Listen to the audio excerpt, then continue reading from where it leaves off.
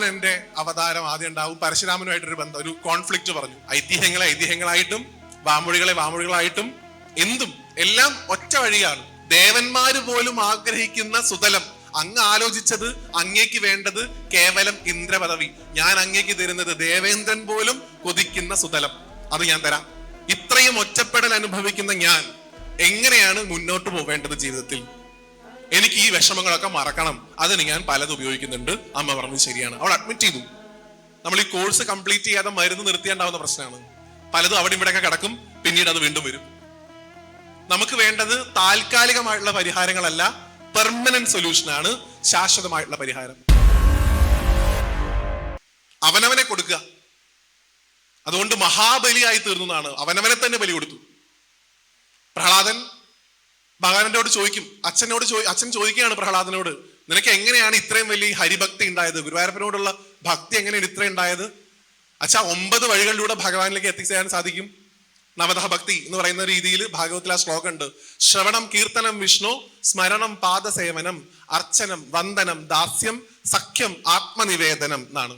അവസാനത്തെ സ്റ്റെപ്പ് ആത്മനിവേദനമാണ്, അവനവനെ കൊടുക്കുക. ഗോപികമാര് ചെയ്തത് അവനവനെ കൊടുക്കുകയാണ്. അർജുനൻ ചെയ്തത് അവനവനെ കൊടുക്കുകയാണ്. രുക്മിണി സത്യഭാമയൊക്കെ ചെയ്തത് അവനവനെ കൊടുക്കുകയാണ്. സുധാമാവ് കുചേലൻ ചെയ്തത് അവനവനെ കൊടുക്കുകയാണ്. അവനവനെ കൊടുക്കുന്നവനാണ് ഏറ്റവും വലിയ ഭക്തൻ.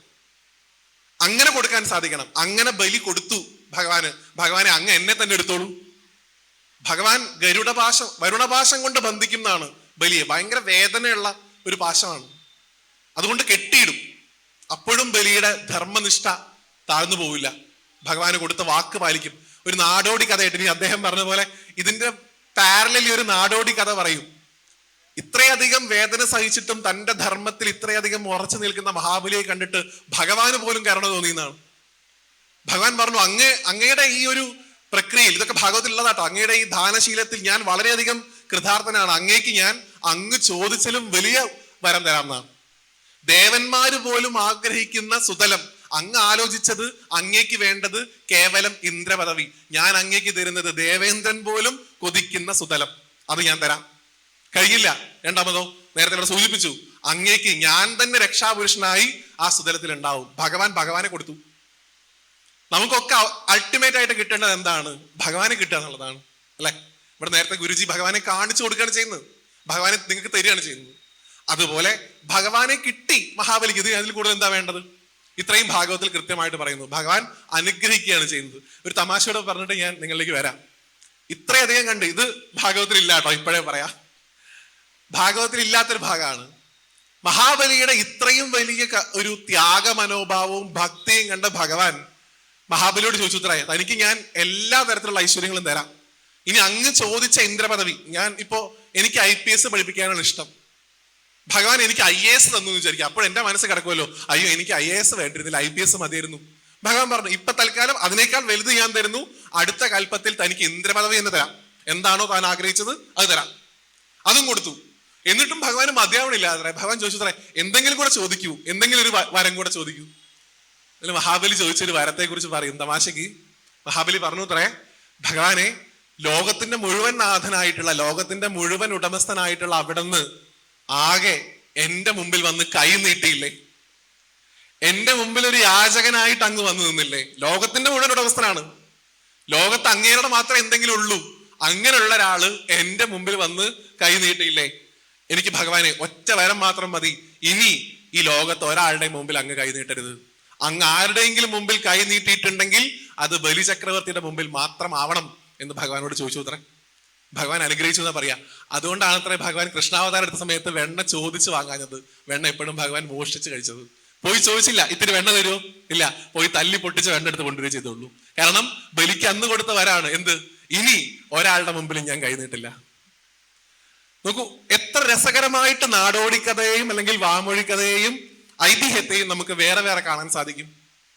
ഇത് രണ്ടും രണ്ട് രീതിയിൽ എൻജോയ് ചെയ്യുക, രണ്ട് രീതിയിൽ അതിനെ അനുഭവിക്കുക. ഭഗവാനെ എപ്പോഴും നമുക്ക് അനുഭവിക്കാനേ സാധിക്കുള്ളൂ. ഗുരുജി കാണിക്കുമ്പോഴും ആ അനുഭൂതി നമുക്ക് ഒന്നുകൂടെ ഉണ്ടാവുന്നു. കാണുമ്പോൾ കിട്ടുന്ന അനുഭൂതി, ആ അനുഭവമാണ് നമുക്ക് എപ്പോഴും നിലനിൽക്കുന്നത്. സന്തോഷം, അനുഭൂതി, പരമാനന്ദം എന്നൊക്കെ വിളിക്കുന്നത് അത് എങ്ങനെ ഞാൻ പറഞ്ഞു തരാം നമുക്ക്, അല്ലെ? 3 ചാപ്റ്റർ ഉപന്യാസം എഴുതിയിട്ട് എനിക്ക് അനുഭൂതി എന്താണെന്ന് പറഞ്ഞുതരാൻ സാധിക്കില്ലല്ലോ. അത് അനുഭവിച്ച് തന്നെ അറിയണം.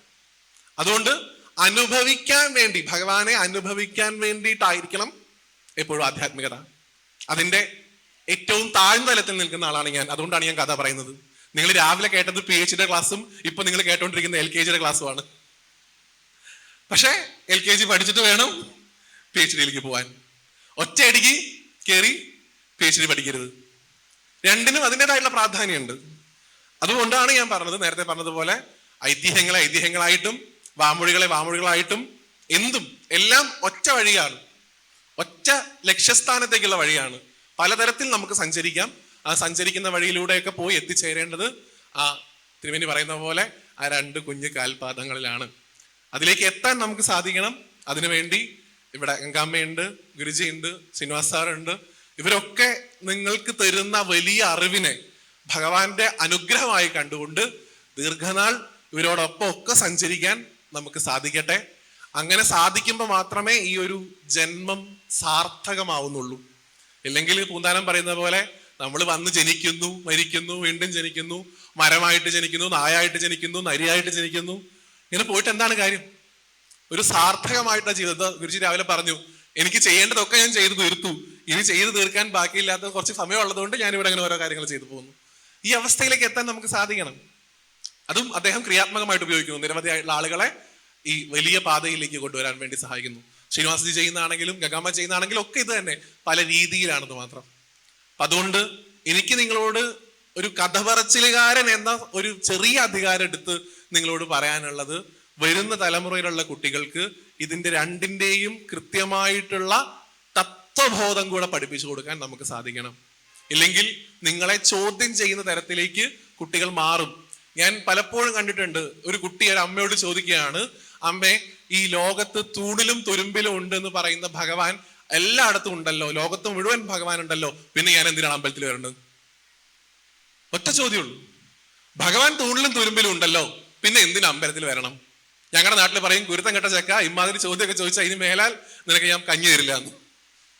ആ ചോദ്യത്തോടു കൂടി ആ കുട്ടിയെ ഈ ധർമ്മത്തിന്റെ എത്രയോ ദൂരേക്ക് നമ്മൾ ചവിട്ടി തെറിപ്പിക്കുകയാണ് ചെയ്യുന്നത്, ആ ഒറ്റ ഉത്തരത്തിലൂടെ. മറിച്ച് സൗമ്യമായി അവനെ അടുത്ത് വിളിച്ച് എന്താണ് ക്ഷേത്ര സങ്കല്പം എന്ന് അവന് മനസ്സിലാവുന്ന ഭാഷയിൽ പറഞ്ഞു കൊടുക്കാൻ നമുക്ക് സാധിക്കണം. അങ്ങനെ സാധിക്കാതെ വരുന്ന തലമുറയാണ് ഇന്ന് നമ്മൾ കാണുന്ന പലതരത്തിലുള്ള അസന്മാർഗികമായിട്ടുള്ള പാതയിലേക്കും പോകുന്നത്. ഞാൻ കഴിഞ്ഞ ദിവസം ഒരു അമ്പലത്തിൽ പ്രഭാഷണത്തിന് പോയപ്പോൾ ഒരു അമ്മ എന്നെ കാണാൻ വന്നിരുന്നു. ആ അമ്മയുടെ കൂടെ ഒരു പെൺകുട്ടി ഉണ്ടായിരുന്നു. ആ പെൺകുട്ടിയെ അടുത്ത് നിർത്തി അമ്മ ഡോറ് ലോക്ക് ചെയ്ത് എന്നോട് പറഞ്ഞത്, വ്യാസൻ ഈ കുട്ടിയോട് സംസാരിക്കണം, ഇവൾക്ക് ഇപ്പോഴേ ബോധമുള്ളൂ എന്നാണ്. ഇപ്പൊ നീ സംസാരിക്കുന്ന സമയത്ത് ഈ കുട്ടിക്ക് ബോധമുണ്ട്, ഇപ്പൊ എന്തെങ്കിലും പറയാനുണ്ടെങ്കിൽ പറഞ്ഞോ, ഇവളെ എനിക്ക് പഴയതുപോലെ തിരിച്ചു വേണം. ആ കുട്ടി വലിയ അളവിൽ ലഹരി ഉപയോഗിക്കുന്നുണ്ടായിരുന്നു. പെൺകുട്ടിയാണ്, കോളേജ് ഫസ്റ്റ് ഇയറിൽ പഠിക്കുന്ന കുട്ടിയാണ്, +2 കഴിഞ്ഞ് 1ാം വർഷ ബിരുദ വിദ്യാർത്ഥിനിയാണ്. ഞാൻ ആ മോളോട് ചോദിച്ചത്, മോളെ നീ എന്തിനാണ് ഇത് ഉപയോഗിക്കുന്നത്? ഇത് ഉപയോഗിച്ചിട്ട് നിനക്ക് എന്താണ് കിട്ടുന്നത്? അവൾ എന്നോട് പറഞ്ഞു, ചേട്ടൻ വിചാരിക്കുന്നത് പോലെ നല്ല ഈ അമ്മ വല്ലാത്തൊരു സാധനമാണ്. ആദ്യത്തെ ഉത്തരം തന്നെ അതാ. ഇങ്ങനെയൊന്നുമല്ല, ഏട്ടനോട് പറയുന്ന പോലെ ഒന്നല്ല, എന്നെ ഈ അമ്മയ്ക്ക് വേണ്ട, അച്ഛൻ എന്നെ വേണ്ട, അച്ഛൻ എന്റെ കാര്യങ്ങൾ നോക്കാറില്ല. അവസാനം എനിക്കൊരു ആശ്രയമായിട്ട് കിട്ടിയത് ഞാൻ സ്നേഹിച്ച ഒരാളായിരുന്നു. അയാളും എന്നെ കഴിഞ്ഞ ദിവസം ഇട്ടിട്ട് പോയി, ഏതാനും നാളുകൾക്ക് മുമ്പ്. ഇത്രയും ഒറ്റപ്പെടൽ അനുഭവിക്കുന്ന ഞാൻ എങ്ങനെയാണ് മുന്നോട്ട് പോവേണ്ടത് ജീവിതത്തിൽ? എനിക്ക് ഈ വിഷമങ്ങളൊക്കെ മറക്കണം, അതിന് ഞാൻ പലതും ഉപയോഗിക്കുന്നുണ്ട്. അമ്മ പറഞ്ഞു ശരിയാണ്, അവൾ അഡ്മിറ്റ് ചെയ്തു. എനിക്ക് ആ മോളോട് ചോദിക്കാണ്ടായിരുന്ന ഒരേ ഒരു ചോദ്യമായിരുന്നു, മോളെ, നിനക്ക് ഇത് ഉപയോഗിക്കുന്ന സമയത്ത് എത്ര സമയം ഇതിൽ നിന്നൊക്കെ മാറി നിൽക്കാൻ സാധിക്കുന്നുണ്ട്? 1 മണിക്കൂർ, 4 മണിക്കൂർ, ഏറിപ്പോയാൽ 1 ദിവസം കഴിഞ്ഞ് തിരിച്ചു വരുമ്പോ നിന്റെ പ്രശ്നങ്ങൾ മാറുന്നുണ്ടോ? മാറുന്നില്ല ഏട്ടാ, അവിടെ തന്നെ ഉണ്ട്. ശക്തി കൂടുന്നുണ്ടോ? ശക്തി കൂടുന്നില്ലേ? പൂർവാധികം ശക്തിയോട് അവിടെ തന്നെ ഉണ്ട്. അപ്പൊ എന്താണ് നശിക്കുന്നത്? വിഷമം ഉണ്ട് എന്നുള്ള ബോധം നശിക്കുന്നു, വിഷമം നശിക്കുന്നില്ല. ടെമ്പററി സൊല്യൂഷൻ, താൽക്കാലികമായിട്ടുള്ള പരിഹാരമാണ്. നമ്മൾ ഈ കോഴ്സ് കംപ്ലീറ്റ് ചെയ്യാതെ മരുന്ന് നിർത്തിയാണ്ടാവുന്ന പ്രശ്നമാണ്. പലതും അവിടെ ഇവിടെയൊക്കെ കിടക്കും, പിന്നീട് അത് വീണ്ടും വരും. നമുക്ക് വേണ്ടത് താൽക്കാലികമായിട്ടുള്ള പരിഹാരങ്ങളല്ല, പെർമനന്റ് സൊല്യൂഷനാണ്, ശാശ്വതമായിട്ടുള്ള പരിഹാരം.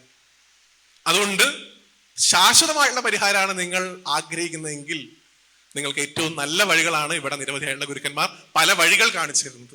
അത് ഏത് വേണമെങ്കിലും നമ്മുടെ ടേസ്റ്റിനനുസരിച്ച് നമുക്ക് ഓപ്റ്റ് ചെയ്യാം. ഈ ധർമ്മം തരുന്ന വലിയ സ്വാതന്ത്ര്യമല്ലേ അത്? വേറെ എവിടെ കിട്ടും? ഒരൊറ്റ പാതേ ഉള്ളൂ, ഒരൊറ്റ രീതിയാണ്, ഇത് മാത്രമാണ് ശരി എന്ന് പറഞ്ഞ് ഏകശിലാത്മകമായിട്ടുള്ള ധർമ്മങ്ങളാണ് നമുക്ക് ചുറ്റും നമ്മൾ കാണുന്നത്. ഇവിടെ നിങ്ങൾക്ക് എന്തിനേയും ആരാധിക്കാം, എന്തിനേയും. ഞാൻ കഴിഞ്ഞ ദിവസം കോഴിക്കോട് ഒരു പ്രഭാഷണത്തിന് പോയപ്പോൾ കൽപ്പത്തൂർ നമ്മുടെ ഉണ്ട് പാർത്തൻ, അദ്ദേഹത്തിന്റെ നാടാണ്. അവിടെ പോയി ഞാൻ ഒരു അമ്പലത്തിൽ പ്രാർത്ഥിക്കാൻ പോയ സമയത്ത് ഒരു മുത്തശ്ശി, ഏതാണ്ട് ഒരു 80-85 വയസ്സ് പ്രായമുള്ള ഒരു മുത്തശ്ശിയാണ്. ആ മുത്തശ്ശി ശ്രീകോവിൽ അടഞ്ഞു നിന്ന് തൊഴുക.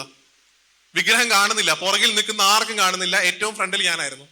അമ്മ മാറാതെ എനിക്ക് സംസാരിക്കാനും പറ്റില്ല, ആ അമ്മയുടെ തൊഴൽ കഴിയാതെ എനിക്ക് ഭഗവതിയെ കാണാൻ പറ്റില്ല, ഒന്നുമില്ല. അപ്പൊ അമ്മയുടെ തൊഴൽ കഴിയുന്നവരെ ഞാനിങ്ങനെ നിന്നു.